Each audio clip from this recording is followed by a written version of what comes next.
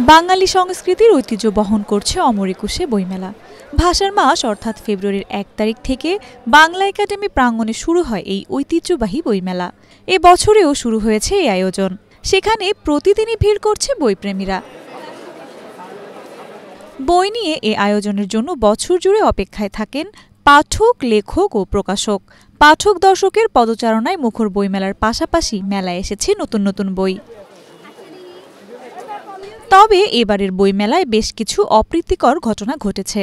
বাংলাদেশে নিষিদ্ধ লেখক তসলিমা নাসরিনের বই বিক্রি করায় সেখানে মব জাস্টিস করে তৌহিদি জনতা।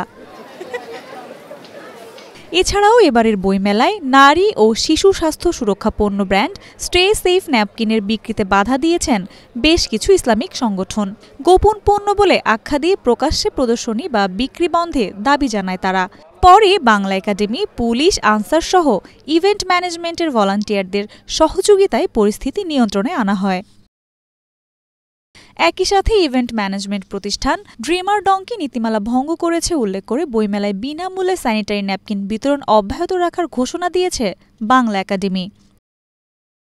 রবিবার বাংলা একাডেমির মহাপরিচালক অধ্যাপক মোহাম্মদ আজম স্বাক্ষরিত এক সংবাদ বিজ্ঞপ্তিতে এ ঘোষণা দেওয়া হয়।